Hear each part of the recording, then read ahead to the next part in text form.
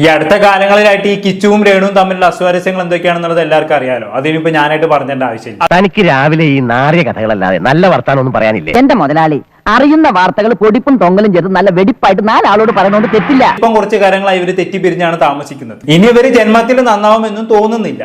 ഭർത്താവ് എപ്പോഴും പറയണ മാതിരി ഈ ചത്ത പശുവിന്റെ ജാതകം നോക്കിയിട്ട് എന്താണ് കാര്യം? നമുക്ക് വേറെ വഴി നോക്കാമെന്ന്. ഇങ്ങനെ ഒരു സാഹചര്യത്തിലാണ് കിച്ചുവിനെതിരെ ഇങ്ങനെ ഒരു സ്റ്റേറ്റ്മെന്റ് 2 ദിവസം മുമ്പ് രേണു ഉന്നയിച്ചത്. പക്ഷെ ഇത് കേട്ട് കിച്ചു എന്ത് ചെയ്തു? എന്തായാലും അമ്മ ഇങ്ങനെ വീഡിയോയിൽ വന്ന് പറഞ്ഞതല്ലേ, പോയി കണ്ടേക്കാം എന്ന് വെച്ച് രേണുവിനെ കാണാൻ വേണ്ടി തീരുമാനിച്ചു. അങ്ങനെയാണ് സംഗതിയുടെ കിടപ്പ്. പക്ഷെ കാണാൻ പോയതും പ്രതീക്ഷിച്ച മാതിരി ഒന്നും സംഭവം നടന്നില്ല. അവിടെ എത്തിയതും രേണുവിന്റെ വീട്ടുകാർ രേണുവിനെ കാണിക്കാൻ സമ്മതിച്ചു. ഇത്രയും ഞാൻ ചെയ്തുകൊണ്ടിരിക്കുന്നു, ഞാൻ പൊട്ടനാ? അത് മാത്രവുമല്ല, രേണു ആണെങ്കിൽ കിച്ചുവിനെ കാണാൻ കൂട്ടാക്കിയതുമില്ല. നീ അന്ന് നോവിച്ച് വിട്ടതൊരു പാമ്പിനെയാടാ. ഇതെല്ലാം കൂടെ ആയതോട് കിച്ചുവിന് ഭയങ്കര സങ്കടമായി. ഓൾറെഡി അമ്മ വീഡിയോയിൽ അങ്ങനെ വന്ന് പറഞ്ഞത് കൊണ്ടാണ് കിച്ചു അമ്മയെ കാണാൻ പോയത്. അങ്ങനെയുള്ള ഒരു അവസരത്തിൽ ഇങ്ങനെ അപമാനിക്കപ്പെട്ട് തിരിച്ചു വരിക എന്ന് പറഞ്ഞാൽ വല്ലാത്തൊരവസ്ഥ തന്നെയാണ്.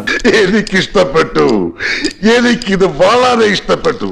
നിനക്ക് ഇങ്ങനെ തന്നെ വേണം. അതിനുശേഷം ഒരു 2.5 മിനിറ്റോളം നീണ്ടു നിൽക്കുന്ന ഒരു വീഡിയോ കിച്ചു രേണുവിനെതിരെ ചെയ്തിട്ടുണ്ടായി. ഈ അമ്മ ഇൻസ്റ്റാഗ്രാമിൽ സബ്സ്ക്രിപ്ഷൻ ഒക്കെ തുടങ്ങി മാരടം കാണിച്ച് അഴിഞ്ഞാടിയ സമയത്ത് എനിക്ക് ഒരുപാട് മാനസിക പ്രയാസങ്ങൾ ഉണ്ടായിട്ടുണ്ട്. ഇവളുണ്ടല്ലോ 10 രൂപ കൊടുക്കാന്ന് പറഞ്ഞ പൂരപ്പറമ്പിൽ പബ്ലിക് ആയിട്ടിരുന്ന് മൂത്ര വയ്ക്കുന്ന കക്ഷിയാ.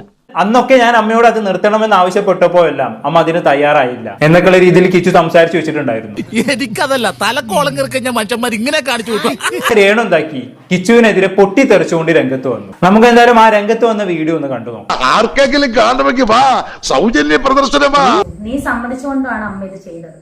പിന്നെ മോൻ ഗുഡെന്ന് പറഞ്ഞുകൊണ്ടാണ് മോൻ അന്ന് എന്നോട് പറയാനേ അമ്മേ അത് വേണ്ട കേട്ടോ എന്ന് പറയാൻ അമ്മ ഇത് ചെയ്യത്തില്ലായിരുന്നു മോനെ. കണക്കുകളൊന്നും ശരിയാകുന്നില്ലല്ലോ ഗംഗാര.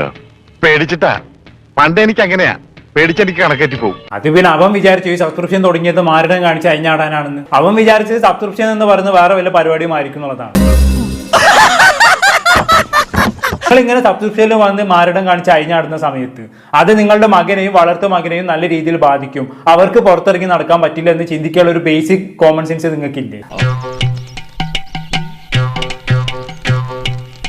നമുക്ക് രണ്ടുപേർക്കും അറിയേണ്ട പല കാര്യങ്ങളുണ്ട് അല്ലെ കിച്ചു?